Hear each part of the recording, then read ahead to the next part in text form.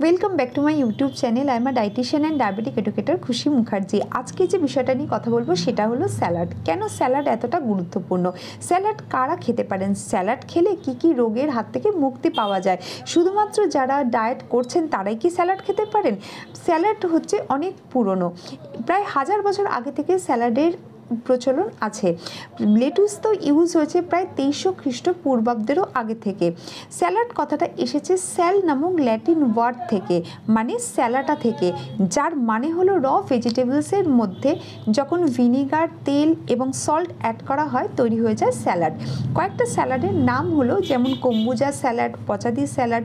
কম্বুজা salad কিভাবে তৈরি করবেন? গাজর কুচি, টমেটো কুচি, শসা কুচি, তার সাথে সল্ট, চাট মশলা এবং ব্ল্যাক পেপার দিয়ে তৈরি করে খাওয়া যেতে পারে। আর পচাদি স্যালাড কিভাবে তৈরি করবেন? এটা প্রধানত সাউথ ইন্ডিয়ান স্যালাড। এখানে মেন বেস হলো ইয়গার্ট, তার উপরে আপনি ক্যারট বা শসা ইত্যাদি ছোটো ছোটো টুকরো করে কেটে দিয়ে দিতে পারেন এবং তার মধ্যে হালকা করে নুন, মাস্টার্ড সিড, কারি লিভস দিয়ে খাওয়া হয়। এর স্বাদ কিন্তু অত্যন্ত ভালো। স্যালাড বাচ্চারাও খেতে পারে। বাচ্চাদেরকে স্যালাড ইন্ট্রোডিউস করার আগে স্যালাডকে খুব সুন্দরভাবে, মানে ক্যারট বা শসা, অনিয়ন এগুলোকে খুব ফান শেপ করে কাটার চেষ্টা করবেন এবং এর জন্য আলাদা একটা বোল ইউজ করবেন যেটা কিনা স্যালাড পারপাসেই ব্যবহার হবে। মাথায় রাখতে হবে স্যালাড কিন্তু একসাথে বসে যখন আপনারা সবাই খাবেন টেবিলে বসে, মানে লাঞ্চ হোক ডিনার হোক, তখনই কিন্তু বাচ্চাদেরকে স্যালাডটা ইন্ট্রোডিউস করবেন যাতে তারা সেটা খাওয়ার আগ্রহ পায়। স্যালাড অত্যন্ত একটা ভালো ডিশ। আগেকার দিনে এটা সাইড ডিশ হিসাবে ব্যবহার করা হতো, কিন্তু বেশ কয়েক বছর ধরে এটা এখন মেন ডিশে রূপান্তরিত হয়েছে।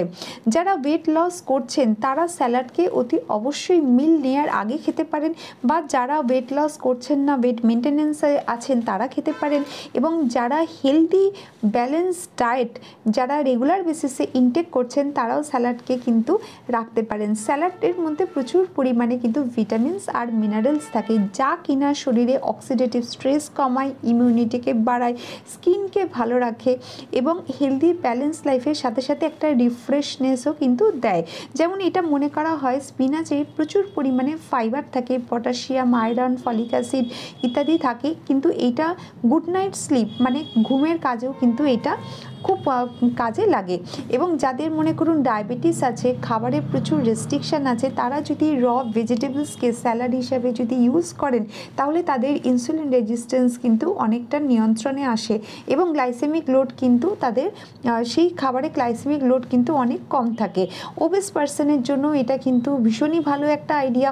যদি কেউ ঘরে বসে ওয়েট মেনটেন করতে চান তাহলে সারা দিনে মিলে একবার অন্তত স্যালাড রাখবেন। সেক্ষেত্রে আপনার মিলে কিউকাম্বার, ক্যারট, অনিয়ন, টমেটো এবং 1 টিস্পুন অলিভ অয়েল, তার সাথে black pepper, salt, chaat masala দিয়ে আপনারা অতি অবশ্যই খেতে পারেন। প্রবাবলি আপনাদের ব্লাড প্রেশার কিন্তু ধরে নিচ্ছি যে নর্মাল এবং সেটা কিন্তু মেনটেন হচ্ছে। এছাড়া মনে করুন যাদের কার্ডিওভাস্কুলার ডিজিজ আছে তারাও কিন্তু স্যালাড অতি অবশ্যই ইউজ করতে পারেন। তবে মাথায় রাখতে হবে ওয়েট ম্যানেজমেন্টের জন্য শুধুমাত্র কিন্তু স্যালাড গুরুত্বপূর্ণ নয়, ওভারঅল ক্যালোরির দিকে কিন্তু আপনাদের খেয়াল রাখতে হবে। কার্বোহাইড্রেট, প্রোটিন, ফ্যাটকে শুধুমাত্র কাটেল করা নয়, টোটাল সারাদিনে কি কতটা ক্যালোরি আপনারা কনজিউম করছেন তার উপরেই কিন্তু ওয়েট ম্যানেজ করা এবং ওয়েট লস করা কিন্তু নির্ভর করে। খুব ভালো হয় যদি আপনারা একটা ডায়েরি মেনটেন করেন এবং রেগুলার ফিজিক্যাল অ্যাক্টিভিটি, সারাদিন আপনারা কতটা অ্যাক্টিভ আছেন সেটাও কিন্তু ওয়েট লসে কার্যকরী। এক্সারসাইজ কতক্ষণ করছেন, এক্সারসাইজ কি রেগুলার বেসিসে করছেন, তার সাথে কিন্তু আপনাদের স্ট্রেস কন্ডিশন কীরকম, স্লিপটা ঠিকঠাক মতো হচ্ছে কিনা ইত্যাদি নানা রকম কিন্তু পয়েন্টস কিন্তু এর সাথে জড়িত থাকে। সব কিছু যদি মেনটেন করা যেতে পারে তাহলে ওভারঅল একটা হেলদি লাইফ কিন্তু সবাই মেনটেন করতে পারেন। বিশেষ করে বাচ্চাদের ক্ষেত্রে কিন্তু স্যালাড খাওয়া ভীষণ জরুরি।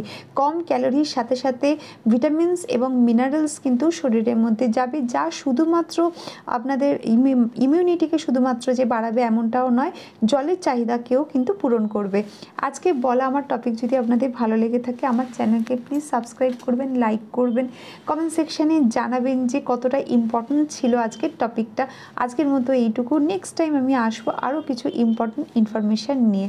Thank you.